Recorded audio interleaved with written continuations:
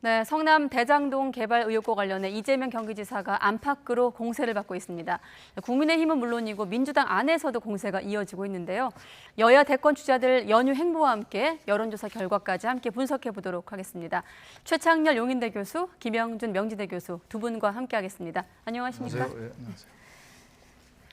본격적인 얘기하기 전에 어떻습니까? 코로나 위기 속 명절인데 대체로 명절 때 되면 이제 밥상 위에 여러 가지 근황 얘기하다 정치권 얘기를 하게 되는데 올해 추석도 역시나 정치권이 화두가 될까요? 정치권 이야기가? 글쎄요, 항상 그랬습니다만 네. 뭐 가정마다 다르겠죠. 정치 얘기 안 하는 집도 있으니까. 예. 그러나 이번 추석에 어느 때보다도 얘기가 좀 많이 있을 것 같아요. 지금 추석 연휴 시작하기 전에 워낙 네. 뭐 여야 통틀어서 의혹들이 많이 나오고 있기 때문에 아무리 정치에 관심이 없는 분들이라 하더라도 또 뉴스에 워낙 많이 나오잖아요. 네. 매체도 많고. 그래서 아무래도 이제 지금 얘기를 나누겠습니다만, 말씀 나누겠습니다만 그런 것들에 대한 얘기가 많이 있을 것 같고, 게다가 여야 지금 대선 후보 경선이 진행 중이기 때문에 네. 관심이 안 가기가 어려울 거예요. 따라서 어느 때보다도 이른바 추석 밥상에 정치 얘기가 네. 많이 있지 않을까. 근데 가족끼리 또 의견이 다를 경우가 있어요. 맞아요. 네. 그런 경우는 얘기를 서로 안 하는 그런 가정 내에 그런 금기 같은 게 생긴 것도 있고, 일단 그러나 그 정치 얘기는 전 빼놓긴 어렵지 않을까라는 생각이 들어요. 가끔 싸우는 경우도 본 적이 있습니다만. 네. 추석에서 왜 중요성을 갖냐면요. 네. 결국은 여러 정보가 서로 교환된다는 거예요. 그러니까 서울에서 또는 뭐 수도권에서 어떤 분들이 지방에 내려간다든지 지방에 있는 분들이 서울 올라오든지 그래서 다양한 나름대로의 정보의 그러한 그 소통의 역할을 좀 하는 부분들이 좀 있고요. 그리고 대통령 선거가 지금 한 6개월 정도 안 남았기 때문에 자연스럽게 이 추석 민심이 어떻게 작동되느냐에 따라서 선거에 결정적 영향을 미치기 때문에 결국 많은 사람들은 이제 선거에 관련된 얘기를 할 가능성이 크고요. 네. 경선을 앞두고 한 추석 민심에서 아주 고전적인 게 아마도 7년도 선거 이전에 2006년도 10월 달에 네. 바로 추석을 앞두고 북한이 1차 핵실험을 했습니다. 그 이후로 이명박 후보가 박근혜 후보한테 한 번도 뒤지질 않았어요. 이 안보 위기를 누가 맞을 갈 것이냐라는. 네. 그래서 아마도 밥상 민심에서는 누가 나라를 끌어가는 것이 가장 안정적일 것인가를 가지고서 토론할 가능성이 굉장히 크다고 봅니다. 네, 그렇다 보니 대권 주자들도 말씀하신 그런 추석 밥상 민심에 촉각을 곤두세우고 있을 것 같습니다. 자, 본격적인 얘기를 해보죠. 먼저 대장동 개발 의혹. 역시나 민주당 이제 호남 지역 경선 앞두고 있기 때문에 토론회에서도 집중 토론 주제가 됐습니다. 어떤 얘기가 오갔을까요? 이재명 후보께서 공정경제를 강조하시고 부동산으로 인한 불로소득을 뿌리 뽑겠다 했는데 그것과는 아주 배치되는 결과가 나타나고 있는 데 대해서 역대급 일확천금 사건이다. 그 낡은 기득권 카르텔의 악취가 좀 진동을 한다는 느낌은 저뿐만 아니라 우리 국민들이 다 가지실 텐데요. 철저한 수사로 여쭤봅니다. 부정을 하거나 정말 단 1원이라도 부당한 이익을 취했으면 이제 후보 사퇴하고 공직 다 사퇴하고 그만두도록 하겠습니다. 전혀 사실이 아니고요. 이 경선이 검증하라는 것이지 네거티브로 의혹 부풀리기라는 건 아닙니다. 아니고요. 또 지금 추미애 후보만큼 제가 네거티브를 전혀 하지 않았습니다. 네, 토론 안에서도 역시나 뭐 격한 표현들이 오갔습니다. 역대급 사건이다, 악취가 진동하다, 네거티브 의혹 부풀리기다. 어떻게 좀 보셨습니까? 이낙연 후보에게 지금 추미애 후보가 네. 네거티브라고 얘기했는데 이건 네거티브하고는 좀 다른 것 같아요. 의혹이라는 거를 보기에 따라서 검증이라고 볼 수도 있고 네거티브로 볼 수도 있어요. 그러니까 네. 네거티브와 검증이라는 게 사실 경계가 대단히 애매해요. 고발사주 의혹들도 그 얘기를 했습니다. 고발사주 의혹도 그렇고 지금 이 대장동 개발 의혹도 그렇고 이게 다 지금 서로의 주장이 너무나 다르잖아요. 양쪽 여당 야당도 네. 그렇고 같은 진영 내에서의 주장도 다르고 말이죠. 그래서 진영 내에서도 후보들 간에 일단 1위 후보가 돼야 되는 것이기 때문에 예. 경선에서 이겨야 되니까 진영 내에서 당연히 의견이 갈릴 수밖에 없는데 최근에 대장동 의혹도 그렇고 고발사주 의혹은 어쨌든 진상을 밝혀야 될 거예요. 이게 지금 고발사주 의혹이라고 얘기되는 건 2일 날 이제 뉴스버스라는 매체 보도가 됐거든요. 오늘 네. 20일이잖아요, 벌써. 거의 20일이 가까이 됐고 요즘 대장동 개발 의혹 때문에 조금 수그러들긴 했지만 여전히 그 부분은 검찰 공수처가 수사하고 있어요, 지금. 네. 당연히 진상 밝혀야죠. 이거를 네거티브라고 해서 그냥 넘어갈 문제는 아닌 거예요. 기왕에 나왔는데 모르겠어요. 이게 대선 전이기 때문에 후보들이 관련돼 있고 해서 검찰이나 수사기관들이 대단히 예민할 수 있어요. 네. 과거에 어떤 뭐 비자금 사건 같은 경우도 대선 때까지 수사 안 한 경우도 있고 그래요. DJ 비자금 사건도 그랬고 그런데 지금 대장동도 그렇고 고발 사주 의혹도 그렇고 워낙 문제가 워낙 많이 나오고 있단 말이에요. 근데 유권자들은 어느 게 맞는지 전혀 알 길이 없어요. 전부 얘기하는 게 다르고 주장의 어떤 말의 그 내용은 설령 그게 진실이라 하더라도 어느 쪽에 어느 방향에서 바라보고 있느냐에 따라서 그 사건의 성격이 달라지거든요. 우리가 그걸 이른바 프레임이다라고 얘기하는 거 아닙니까? 그 프레임을 되치기도 하고 또 공격도 하고 이러기 때문에 이 사안을 네거티브다라고 얘기하는 추미애 후보는 전 그건 좀 썩 적절치는 않은 것 같아요. 이건 검증을 해야 되는 것이기 때문에 네. 무조건 네거티브라고 얘기하는 건 좀 맞지 않는 것 같다. 그런 생각이 들어요. 앞서 들으신 대로 이재명 지사 같은 경우는 이번 의혹 제기에 대해서 1원이라도 부당 이익을 취득했다면 다 사퇴하겠다라고 좀 자신감 있게 반응하고 있긴 합니다. 지금 이제 이재명 지사가 얘기하는 게요.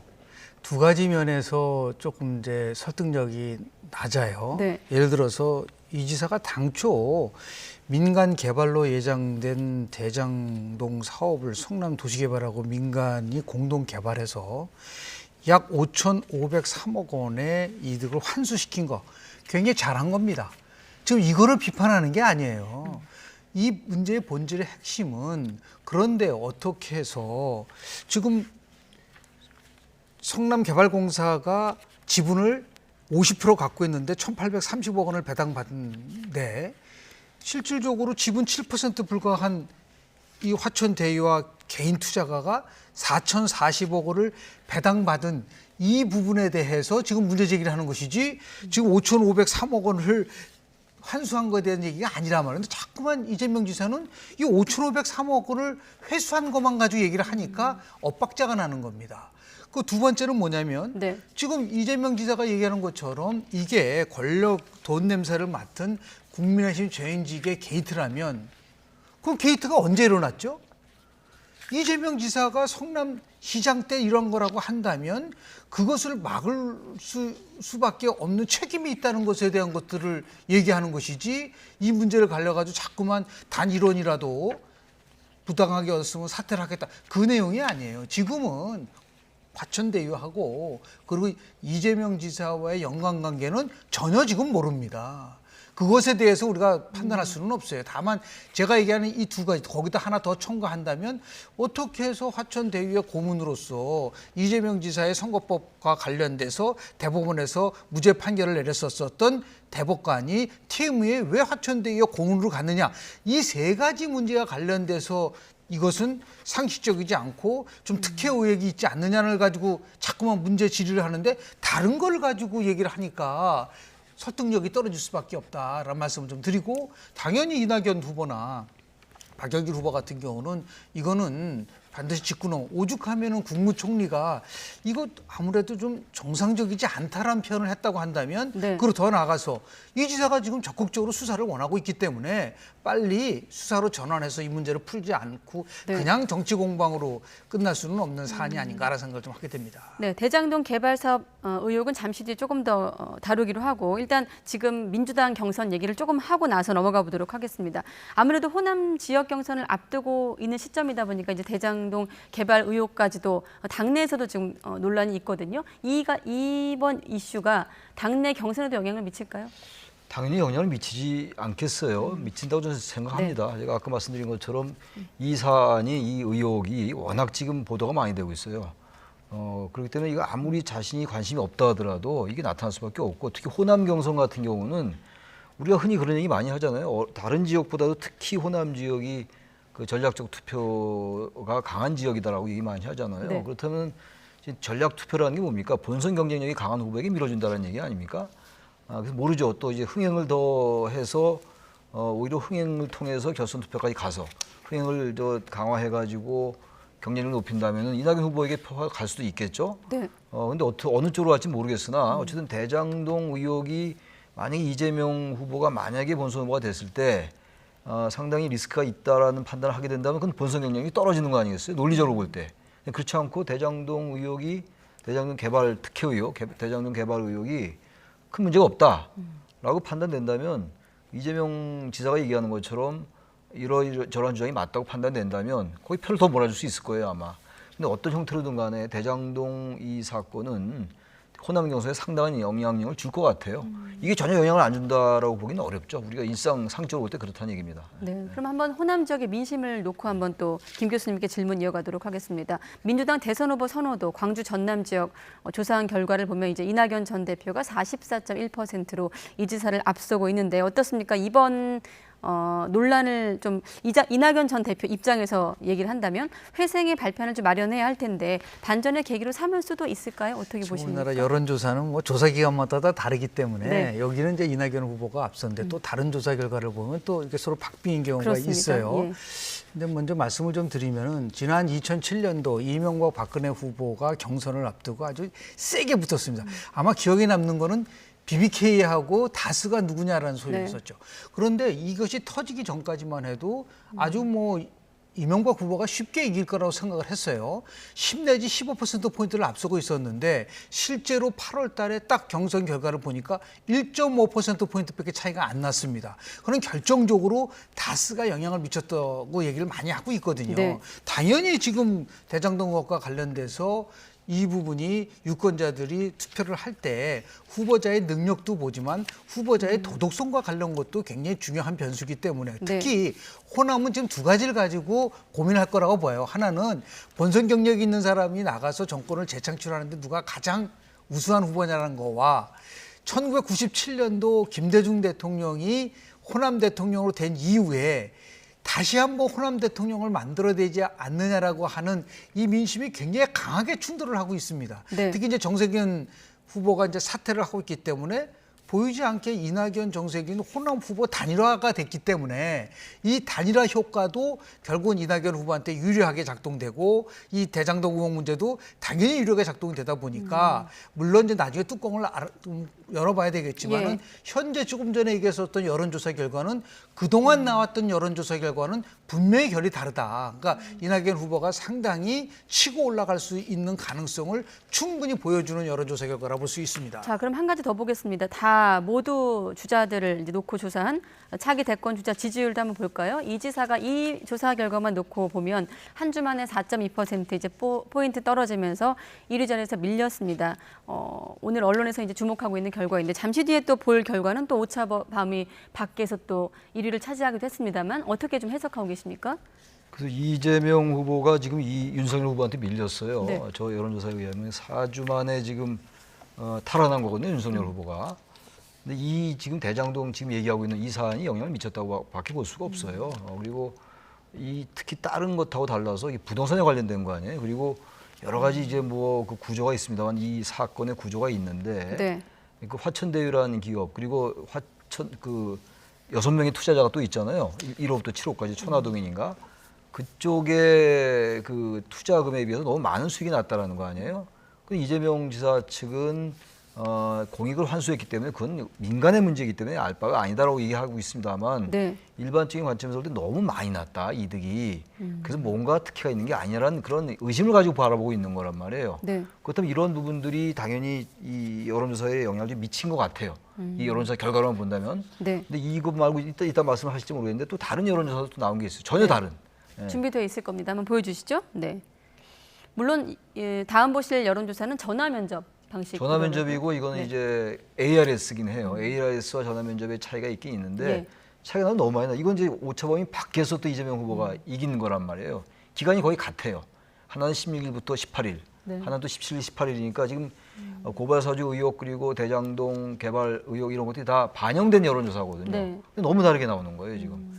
이 방식이 차이 있다 하더라도 어쨌든 간에 대장동 사건하고 고발사주 의혹 둘 중에서 오히려 지금 고발사주 의혹보다 대장동 이 개발 의혹이 덮는 경향이 좀 있어요. 이 이슈를 말이죠. 네. 최근에 최근의 이슈이기 때문에 뭐 최근이래 며칠 차이 안 난다 하더라도 시점 때문일까요? 네? 덮는다고 시점의 차이도 있는 보신 것 같고요. 이유는? 시점의 차이도 있고 사안이 좀 다른 것 같아요. 고발사주 의혹은 검찰 관련 이슈이기 때문에 워낙 검찰 관련 이슈가 정권 내내 많았잖아요. 네. 그런 영향도 있는 것 같은데 이 부분은 지금 특정 기업이 너무 많이 얻어갔다라는 그런 어떤 의심 같은 게 합리적 의심 같은 거겠죠. 네. 그게 잘못된 건지 잘못되지 않은 건 우리가 단정할 수 없어요 아직까지. 그러나 그러한 인식들 때문에 오히려 이 부분이 유권자들에겐 처음엔 크게 관심이 안 갔는지 모르겠으나 굉장히 복잡하잖아요. 논리 구조가. 네. 그 고발사주 의혹보다 더 복잡해요. 그러나 이 부분에 대한 관심이 더 많이 가는 게 아닌가. 그런 부분들이 여론조사에 조금씩 반영되고 있다고 생각합니다. 네, 교수님은 어떻게 해석하고 계십니까? 실제로 보면은 뭐 처음에 우리 방송에서 왔었던 거는 이제 KSY하고 TBS가 조사한 9월 17일, 18일 건데 그거는 ARS로 조사를 한 거고요. KBS하고 한국리서치는 9월 16일, 18일 이거는 이제 전화면접 조사입니다. 예. 근데 항상 전화면접 조사는 이재명 후보가 높게 나오고 ARS는 윤석열 후보가 높게 나오는데 저는 이 두 조사 결과를 어떻게 보냐면은 예. 누가 앞섰냐보다도 이 이재명, 윤석열의 탑 원, 투를 사는 사람들이 30%를 못 넘기고 있다는 겁니다. 이게 지금 석 달 이상을 계속 가고 있어요. 네. 그 말은 뭐냐면 이 두 후보도 뭐 국민들에게 굉장히 매력적인 후보는 아니다. 저는 이런 건 처음 봅니다. 보통 한국 대선 가면 한쪽이 굉장히 높게 나고 따라가는 부분들이 있는데 그런 면에서 보면 민심이 굉장히 유동적이고 다만 추세를 본다고 한다면 양쪽에서 공통적으로 나타나는 거는 홍준표 후보가 상대적으로 과거보다는 굉장히 다자대결 구도에서는 높게 나온다라는 것을 우리가 알 수 있는데요. 네. 저는 이렇게 다자대결 구도를 가지고 누가 앞섰냐 없었냐라고 해석할 때는 저는 여론조사를 연구하는 연구자 입장에서 볼 때는 이제 더 이상 저는 의미가 없다. 다 나오지는 않는 거잖아요. 네. 실제로 보면. 그래서 오히려 그거보다는 이제 가상대결 가지고서 두 후보를 보면은 여기도 마찬가지로 조사 결과마다 좀 차이가 있어요. 그러니까 결국은 지금 상당히 민심이 유동적이고 이 대장동 개발 의혹과 관련된 거는 지금 추석 민심 바로 전에 나왔고요. 보통 어떠한 여론이 형성되는 기간을 짧게는 5일, 많게는 한 일주일 정도로 바라보기 때문에 네. 이것이 얼마만큼 정말 영향을 미쳤느냐는 딱 총선 추석 끝나고 나서 바로 만약에 여론조사 목요일 날 하는 여론조사가 있다고 한다면 네. 굉장히 많은 시사점을 갖고 있지 않을까라는 생각을 하고요. 지금은 굉장히 저는 유보적이라고 좀 근데 봅니다. 하나 좀 특이할 만한 게 그 예. 한국사회여론연구소에서 조사한 거 호남에서의 지지율은 좀 볼 필요가 있을 것 같아요. 같은 이제 이낙연, 이재명 네. 두 후보의 지지율이 이재명 후보의 지지율이 떨어졌어요. 호남에서 전주 대비 네. 7%포인트나 떨어졌고 다시 한번 보여주실래요? 네. 민주당 호남, 대선 후보 호남에서입니다. 선호도. 호남. 네. 앞서 보셨던 그거 말씀하시는 건가요? 예, 광주 한국사회여론연구소에서 한 것 중에서 이재명 후보와 이낙연 앞서 본 거랑 후보의 다른 그 결과군요. 호남에서의 예. 지역, 호남 지역에서의 지지율이 네. 이 전체적이고 이제 이재명 후보가 좀 진 건데 네. 이게 AIS예요. 아까 예. 말한. 그리고 17부터 18일까지 여론조사인데 이재명 후보가 36.2%예요. 전주 대비 7%포인트가 떨어졌어요. 그리고 이낙연 후보가 34%로 아주 좁혀졌잖아요. 전주 대비 2.5%포인트가 상승한 거예요. 네. 그러니까 아까 지금 호남에 관련돼서 많이 질문을 하셨잖아요. 지금 호남 대전이라고 얘기한다고요, 우리가. 민주당 경선. 이 추석 이제 오늘 내일부터가 온라인이 시작돼요. 네. 광주 이제 권리당원들.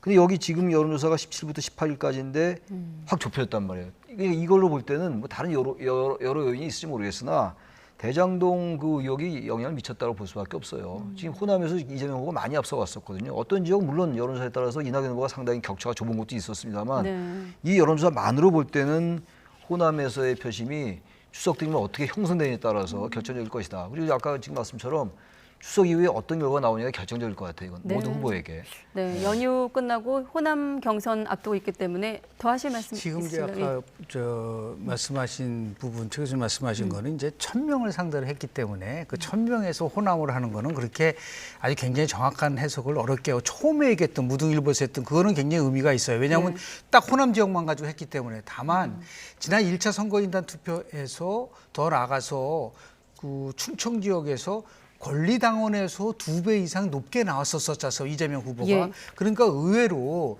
이 권리당원들이 무엇에다 중점을 두냐에 따라서 아무리 의혹이 불거더라도 가장 공선 경쟁력이 있는 후보를 찍겠다고 생각하면은 이재명 후보가 이 의혹에도 불구하고 선전할 수 있는 가능성이 굉장히 크고 아까 제가 말씀드린 것처럼 이제 호남이 총결집해서 뭔가 정말 새로운 반전을 만들어 가자라고 하는 것이 강하게 일어나면 권리당원이기 때문에 정치적 학습 능력이 굉장히 굉장히 뛰어난 집단층이라고 볼 수밖에 예. 없어요. 그 두 가지가 과연 어떻게 반영될 것인가가 아주 초미의 관심으로 떠오를 것이 네. 큽니다. 두 분의 말씀을 잠깐 종합하면 이제 추석 연휴 앞두고 있기 때문에 실제로 호남 경선에서 이번 여론조사 내용 포함해서 또 두 분의 해설 포함해서 어떤 결과가 또 나올지 한번 지켜보도록 하겠고 지금 시점에서는 이 대장동 개발 의혹이 여론조사에 반영됐는가 아닌가에 대한 두 분의 좀 해설이 좀 달랐는데 국민의힘 같은 경우는 지금 이재명 지사의 국정감사 출석까지 요구하고 있는 상황이고 거부하면 다른 방법도 찾겠다. 특검까지 얘기하고 있는 상황입니다.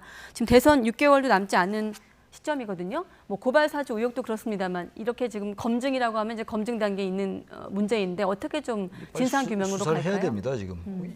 특히 이제 대장동 이 개발 의혹 사건. 이거 지금 이재명 지사가 지금 이재명 지사 캠프가 고발을 했잖아요. 김기현 원내대표는 이 야권 인사를 고발을 했어요. 그 공직선거법 위반하고 정보통신망법 위반으로 고발을 한 상태이기 때문에 빨리 수사에 들어가야 될 것 같아요. 이건 수사에 들어가야 되고 아직 수사에 착수 안 한 것 같아요. 지금 이제 화천대유의 대표가 대표 조사는 좀 했어요. 이모 씨에 대해서 경찰이 조사 좀 했는데 그건 아직 정식 수사에 들어간 게 아니란 말이에요. 그리고 이제 고발 사주 의혹은 이미 검찰과 공수처 수사에 들어갔고 그 대선을 앞두고 있기 때문에 상당히 조심스러운 면이 없지 않을 겁니다 아마. 그리고 국정감사 곧 시작될 거 아니에요. 추석 끝나고 국감 증인을 이제 이재명 지사가 나오라고 야권이 얘기하는데 나오지 않을 가능성이 높고 그리고 국정조사나 특검도 야당보다 여당이 숫자가 많기 때문에 의석이 쉽지 않을 거예요. 합의하기가 쉽지 않을 것 같고 지금 여기서 지금 대선 바로 이제 코앞에 두고 국정조사나 이렇게 한다고 공방만 있지 않겠어요? 지금도 그런데 저는 그래서 국정조사나 국정감사 당연히 중요하지만 검찰이나 수사기관이 이건 그 검찰이나 수사기관의 명예를 걸고 수사를 해야 됩니다. 이 부분은. 그래야지 또 과거에 보세요. 과거에 그 이명박 후보 같은 경우 다스 BBK 나왔음에도 불구하고 당선됐어요. 그냥 아무튼간에 물론 그 당시 시대 정신이 어쨌든 경제 살려야 된다 뭐 그런 게 있었다 하더라도 그땐 그때고 이 부분은 어떻게든 수사를 해서 국민들에게 진실이 완전히 밝혀지지 않더라도 어느 정도의 윤곽이 있는 다음에 대선에 들어가야죠. 이재명 지사 같은 경우는 1원도 안 받았다. 1원이라도 받았으면 나는 사퇴하겠다는 거 아닙니까? 그 정도로 뭐 분명하게 이제 결벽을 주장하고 있는 상황이고 야당은 야당대로 뭐 엄청난 지금 공세를 퍼붓고 있기 때문에 이렇게 달라가지고 어떻게 선거에 돌입합니까? 시간이 많이 있어요 생각보다. 시간이 있기 때문에 수사기관이 의지만 있다면 여러 가지 정치공학적인 거 고려하지 말고 정말 대한민국의 미래를 위해서 이건 수사를 빨리 해야 된다고 생각합니다. 실제로 보면은 뭐 이게 공수처에서 수사를 할 때 자기 스스로 가이드라인을 정해서요. 국민의 관심이 크고 그리고 언론이 수사를 요구하고 있고 할 경우에는 죄가 있든 없든 간에 먼저 수사해야 된다라고 지금 얘기를 했었지 않습니까? 그리고 지금은 본인도 이재명 지사도 강력하게 수사를 원하고 있기 때문에 보통 특검이라는 거는 이제 검찰이 조사를 하다가 미비하면은 특검으로 가는 경우가 많은 경우에 있거든요. 그래서 일차적으로는 이 문제는 공수처가 이 부분에 관련돼서 빨리 신속하게 수사로 전환해야 될 수밖에 없는 상황이 되지 않았는가. 이러면 정말 지금 대권 유력 후보 두 분이 모두 다 공수처에서 수사를 받게 되는 아주 초유의 일이 이제 발생될 수밖에 없는데요. 이거는 뭐 국정감사를 통해서 해결될 수 있는 문제도 아니고 지금 뭐 후보가 결정될 수 있는 시간이 민주당 같은 경우는 10월 11일에 끝날 가능성도 있기 때문에 그 상황 속에서 특검 3, 4개월 한 다음에 이 문제를 해결할 수 있다? 저는 그거는 굉장히 불가능하다고 보고요. 빨리 신속한 공수처 수사가 진행될 수밖에 없지 않겠는가 생각을 좀 하게 됩니다. 자, 대장동 개발 의혹을 놓고 봤을 때 윤 전 총장 입장에서 한번 보도록 하겠습니다. 앞서 보신 여론조사 결과 중에 하나는 또 1위로 올라서기도 했는데 윤 전 총장 입장에서는 지금 이번의 변수 어떻게 좀 작용할 거라고 보십니까? 대장동 의혹 사건 말씀하시는 거죠? 사실 고발 사주 의혹 때는 좀 수세에 몰리기도 했었습니다만은. 그러니까 두 개 다 이제 수사를 하게 되면 이재명 지사도 그렇고 윤 총장은 당연한 거고 공수처 수사인데 지금 아까 제가 잠깐 말씀드린 것처럼 이재명 지사 측이 고발한 사건이 있어요. 지금 김기현 원내대표, 윤창현 의원, 장기표 전 예비후보 지금 국민의힘에 이 세 사람을 고발했거든요. 이거는 이제 아까 말씀드린 대로 공직선거법 위반하고 정보통신망법 위반이에요. 굳이 공수처 수사 안 해도 돼요. 이거는 검찰이 할 수 있는 것이고 검찰에다가 고발한 것이라서 일단 그것 빨리 고발에 착수하라 이런 얘기예요.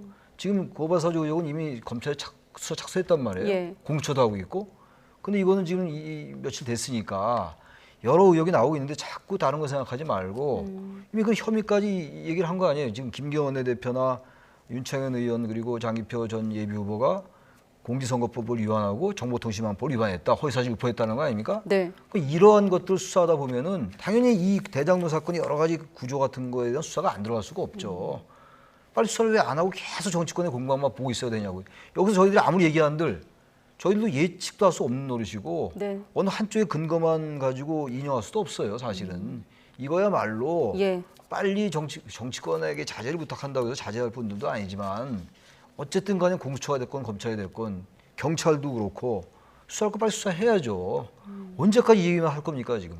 네. 양쪽 대선 경선이 거의 끝나갔는데. 네, 좀 덧붙여서 지금 최근에 이제 지금 이 사안을 바라보는 야권 후보 입장에서 질문을 드리고 있는데 홍준표 의원도 이른바 이재명 때리기 선봉에 나서고 있습니다. 뭐 대장동에 직접 방문하기도 했는데 어떻게 좀 전망하십니까? 어떤 특정한 쟁점에 대해서 민심과 관련된 나름대로 가이드라인이 있어요.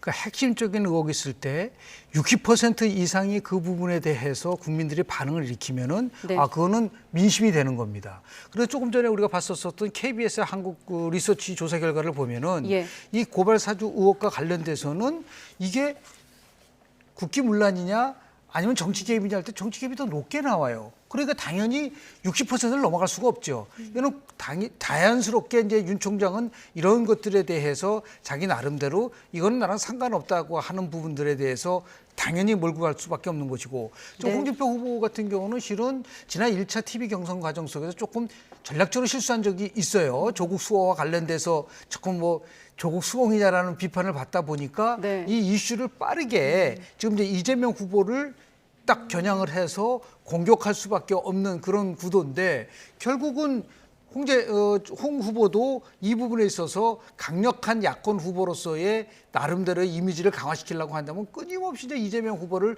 공격할 수밖에 없게끔 되지 않겠는가 생각이 좀 들고요. 네. 그건 지금 우리 최 교수님 말씀하신 것처럼 저희가 어떠한 판단을 내릴 수 있는 위치가 아니기 다만 방향성이라든지 합리적 의혹이라든지 합리적 추론 같은 건 할 수 있지만 이 문제를 빨리 해결하지 않으면 대한민국 대통령 선거가 역대 가장 국민들로부터 정말 신뢰받지 못한 대선이 될 수 있다라고 하는 그런 위험적인 징조가 나타나고 있다는 것을 좀 말씀 좀 드리고 싶습니다. 네, 알겠습니다. 여기까지 듣도록 하겠습니다. 연휴 끝나고 또 어떻게 정치권이 흘러갈지 한번 두 분과 함께 지켜보도록 하겠습니다. 네, 최창렬 교수, 김영준 교수 두 분과 함께했습니다. 고맙습니다. 네, 예.